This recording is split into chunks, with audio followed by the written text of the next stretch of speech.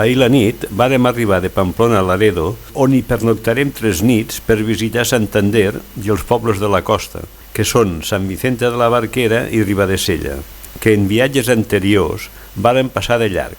I després ja marxarem cap a Toral de los Guzmanes a dormir, per continuar en un altre capítol.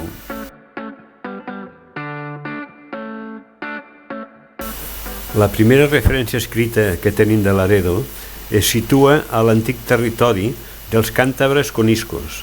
Segons diversos historiadors i geògrafs de l'època, com Estrabó o Plini el Vell, els coniscos habitaven l'extrem oriental de Cantàbria, sent part del seu territori les conques del riu Sauga, suposadament el riu Anson.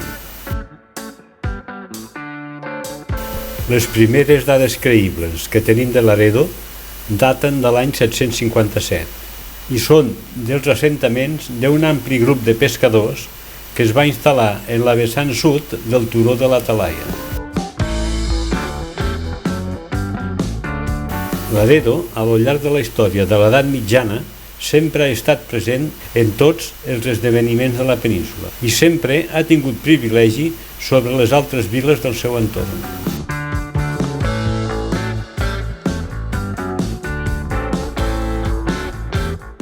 La concessió de furs atorga una gran importància a Laredo.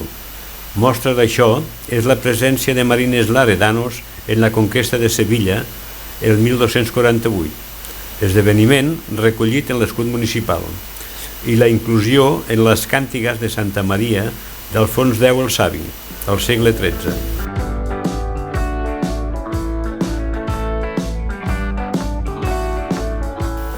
Els Reis Catòlics són els que més afavoreixen Laredo com a port més proper a Castella, doncs en aquest port és on acomiaden a la seva filla Juana la Loca, camí cap al seu casament amb Felip l'Hermoso. I també Carles V, que va arribar al 1556 a Laredo per iniciar el seu viatge cap al monestir de Yuste.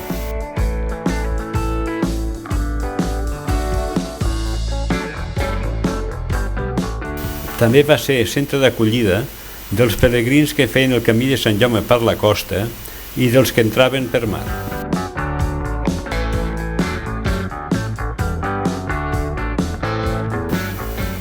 Passejar pel casc antic de Laredo és respirar l'ambient medieval de segles passats. El poble va ser declarat Conjunt Monumental Històric Artístic l'any 1970. Doncs cassones, palaus, torres, esglésies, convents i restes de les muralles que la van envoltar ens parlen de la preponderància històrica de Laredo, durant el període comprès entre els segles XIII i XIX. Laredo és una de les principals destinacions turístiques del nord d'Espanya.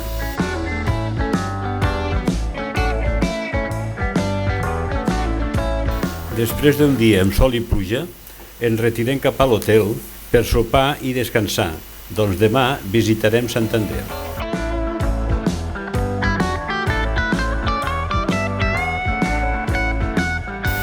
Ja hem arribat a Santander i sembla que no hem encertat el dia, doncs això fa cara que estarem tot el dia sota la pluja.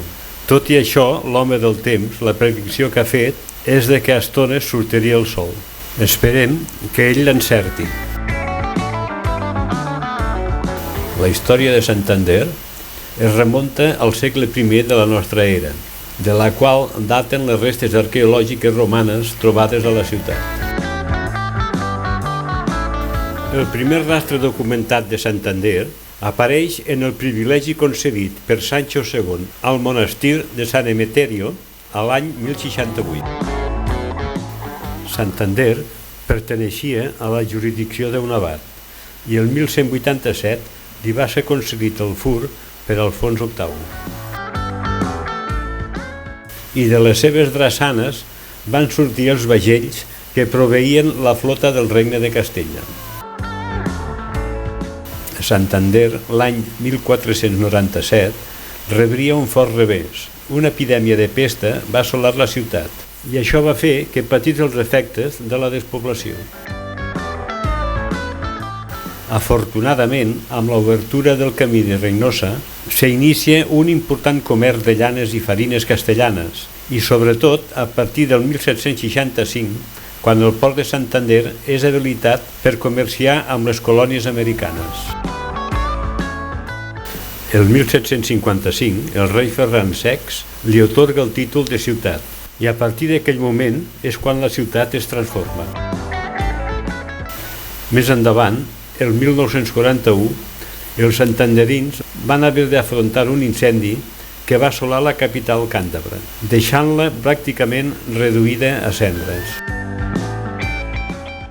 Avui dia, Santander és una ciutat dinàmica amb intens moviment comercial i de serveis, i durant tot l'any gaudeix de molta activitat cultural.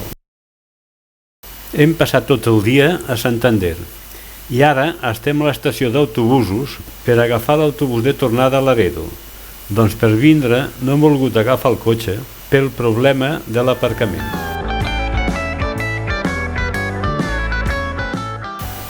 Avui visitarem Sant Vicente de la Barquera, que és un municipi que està situat a la costa occidental de Cantàbria i que en els seus escassos 41 quilòmetres quadrats gaudeix de tots els valors i atractius de l'Espanya verda, destacant un ric patrimoni monumental de gran importància històrica i un excepcional medi natural, a més d'una reconeguda gastronomia.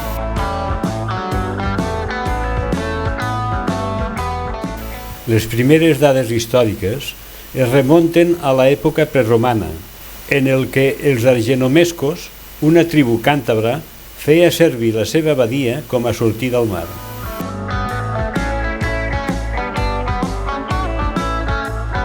El seu port pesquer, sobre el qual ha girat el desenvolupament d'aquesta vila, continua sent un dels més importants de la regió, però el turisme i els serveis són en l'actualitat la principal activitat econòmica del municipi.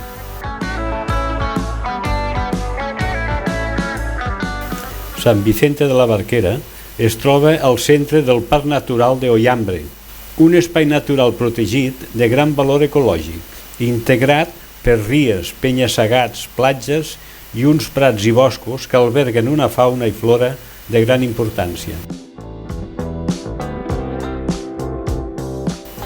Sant Vicente de la Barquera va ser un important pas del Camí de Sant Jaume a la ruta costanera. Fruit d'aquest passat, la vila compta amb un destacat patrimoni monumental declarat com a conjunt històric artístic. Se'ns ha fet l'hora de dinar, així que buscarem un restaurant, dinarem i per la tarda anirem a visitar Ribadesella. Hem dinat a Sant Vicente de la Barquera i la tarda la passarem visitant Ribadesella, que és cèlebre per la seva cursa internacional del descens en piragua pel riu Sella. Abans de ser conquerida aquesta zona per August l'any 19 abans de Crist, el riu Sella era la frontera natural entre les tribus càntabres i asturs, que van ser les últimes de la península en caure en mans de Roma. I després de la derrota astur-càntabra, Ribadesella va quedar dins de la província tarraconense. Les primeres escriptures medievals sobre Ribadesella es remunten a l'any 834, quan la vila encara no existia i la població residia segurament a les vessants del Sella. La monarquia castellano-leonesa, amb la guerra de reconquesta i alluny, va anar creant nuclis de protecció real, dotant-los de furs, lleis, mercat i govern. El Concejo de Ribadesella va ser creat oficialment l'any 1270 per Alfons X el Savi, que va ordenar formar una sola comarca que abasteix les dues ribes del Sella, i la unió s'ha mantingut fins avui. Els principals recursos medievals de Ribadesella tenen relació directa amb el port, ja que són el comerç marítim, la pesca al litoral, juntament amb la pesca del salmó a la ria, les que li van donar riquesa. I també hem de comptar que va ser molt important la indústria balenera. El descens internacional del Sella, declarat festa d'interès turístic internacional, es retransmet per televisió per tot el món. i reuneix tots els anys a desenes de milers de persones que, atretes per l'ambient festiu, acudeixen a la cita més important de l'estiu asturià. A dia d'avui, per la seva àmplia oferta d'atractius que té tota la comarca, el turisme i els serveis són la principal font econòmica de Ribadesella. I aquí, en aquest marc incomparable, donem per acabat el capítol de Cantàbria.